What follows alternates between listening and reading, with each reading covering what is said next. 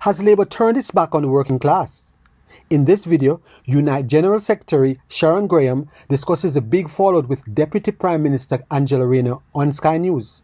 We will also explore the leadership principles of loyalty, duty and respect that every leader should uphold. Before we get into the details, if you love diving into political issues and enjoy hearing a principled take on them, then hit the like button, share this video and subscribe to join the conversation. It will help our channel reach a wider audience.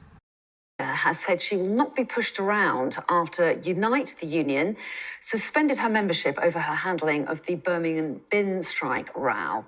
Well, we can speak now to Unite's General Secretary Sharon Graham. Very good morning to you. Thanks so much for talking to us. So why have you suspended Angela Rayner from Unite? Well, let me just remind you what this dispute is about. This is about bin workers in Birmingham who are going to lose up to £8,000 of their pay. For some of those people, it's nearly a quarter of their pay. And it's fire and rehire in any other name. And Angela Rayner, who has the power to solve this dispute, has been missing in action, has not been involved, is refusing to come to the table. And at our policy conference last week, 800 delegates from every sector you can imagine, from manufacturing to the bus industry to the aerospace industry, across our union, basically said they no longer want Angela Rayner to be part of our union, and we need now to seriously think of our relationship with the Labour Party. Labour keen to stress, of course, that Birmingham City Council are independent employers and the government is not a party in this dispute. But can you just clear something up for us before we go any further? Is Angela Rayner even a member of Unite? Those close to her say that she hasn't actually been a member for some time. Well, I thought that was quite interesting when I heard that this morning. Every time I've seen Angela previously, she says, I'm a member of Unite. She's been in our union for over 10 years.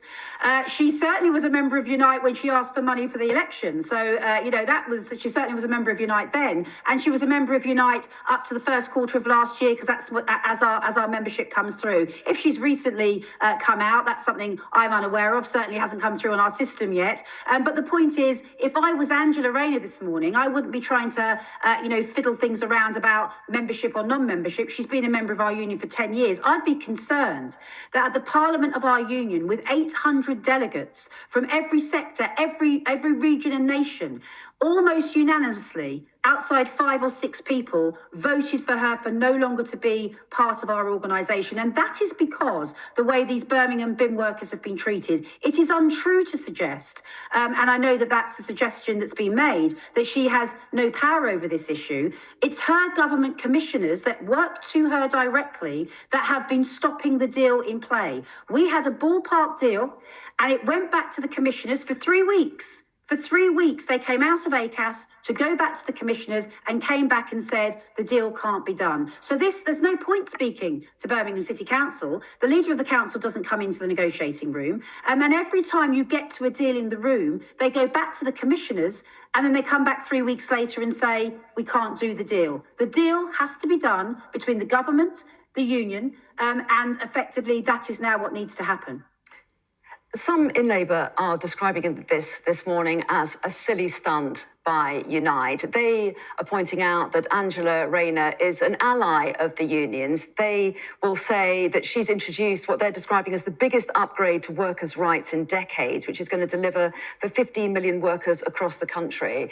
What would you say to them? Well, I'd say actions speak louder than words. It's all very well for people to label themselves left, this, that and the other. For me, what it means is, what do you do when workers are in struggle and they need you? That's what it means to me. The Employment Relations Act, by the way, was supposed to outlaw fire and rehire. Well, I led the British Airways dispute where 36,000 people were fired and rehired and we got their money back in the end. And I can tell you, this is not dissimilar. You've had drivers who have been on contracts for 20 years or more being told that, by the way, you are now going to have a down payment of nearly £8,000 for some people. And so effectively for me, that is exactly what happened in British Airways, where you were told, if you either accept this contract or leave, basically. And that's what's been happening to these workers. They've been told, accept this contract or leave. I have never seen in 35 years of negotiation such a shambles as I've seen in Birmingham City Council. Angela Rayner needs to get round the table and basically do what she says she would do. When she does speeches, she says she will back workers and back workers. The problem you've got here isn't really, whether we're suspending Angela Rayner. The problem is, what are workers now saying about Labour? They are absolutely pig sick of the fact that Labour is abandoning working class communities and workers, and they need to wake up and smell the coffee. Well, yeah, I mean, what does this mean for the relationship between Unite and Labour? The union is saying that it's going to re-examine its relationship with the party if the council makes any of its members redundant. What do you mean by that? Is there a possibility of disaffiliation? Oh, no, there's absolutely a possibility of disaffiliation. I mean, that ultimately, we had a policy conference last week of 800 reps from across, as I say, the regions and nations. And essentially, that will be the prelude to what then goes to a rules conference. Now, I don't want to predetermine what happens at a rules conference, but I can tell you this, the mood music. Every time I'm speaking to people up and down the country, whether I'm going into a hairdresser's or whether I'm on a picket line or whether I'm in a negotiation, are saying, what is Labour doing? How can they be in a position that they are attacking elderly people, that they're attacking disabled people, that you've got a situation where I've got 2 oil refineries closing within a matter of months? Where is the backing of workers in Britain? That's what I'm asking. Now, I'm a General Secretary of a union. That is my main concern. I'm not here to make Labour look good. I am here to defend workers, and I expect the Labour Party and now the Labour government to do the same. It would be an extraordinary moment, wouldn't it, if there was disaffiliation between Unite and Labour? You have done so much together. You two entities, not only is there affiliation, but also you give it seats on its ruling National Executive Committee. I think you even got involved in helping draw up the manifesto as well, also give the party a lot of money. It would be quite a moment if it came to that.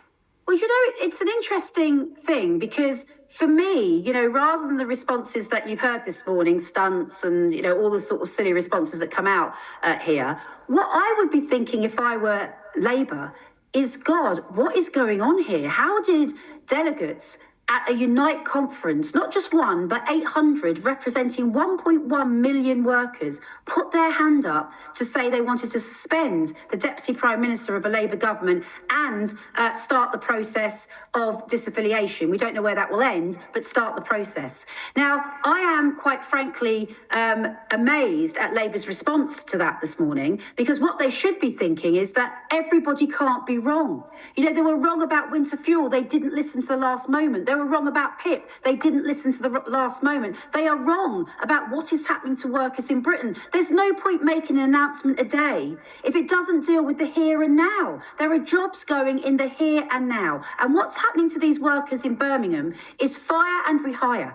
And if the Employment Relations Act can't protect workers in Birmingham from having their wages pushed down in the name of whatever the next thing is, then they aren't dealing with fire and rehire. They're aiding and they are abetting fire and rehire. And the people of this country will look at Labour and they will say, what have you delivered? If I was them, I would start delivering.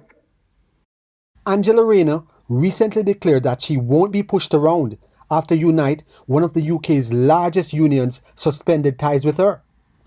The bold statement from Labour's Deputy Prime Minister sets the stage for a bigger question. Is Labour still fighting for its working class base? Leadership means duty. Stepping up to tough challenges because people's lives depend on your choices. When a key ally like Unite, a long-time Labour supporter, pulls its support from Rayner and possibly Labour, it's a moment to reflect. Are Labour's priorities still aligned with the working class they have championed? Loyalty demands standing by your core supporters, and respect means listening to their concerns, not dismissing them. Labour's historic identity as the party of the working class is under scrutiny. The shift from working class to working people might seem minor, but it raises a question. Is Labour redefining its base to broaden appeal, or Are they losing touch with those who relied on them most? So, where does Labour stand with the working class today? Has their shift to working people left the working class as mere workers, overtaxed, undervalued, and overlooked, while others, like illegal immigrants and recipients of taxpayer-funded international aid, seem to receive more respect? Leadership hinges on duty, loyalty, and respect. Principles Labour must confront. What do you think? Is Labour still the party of the working class?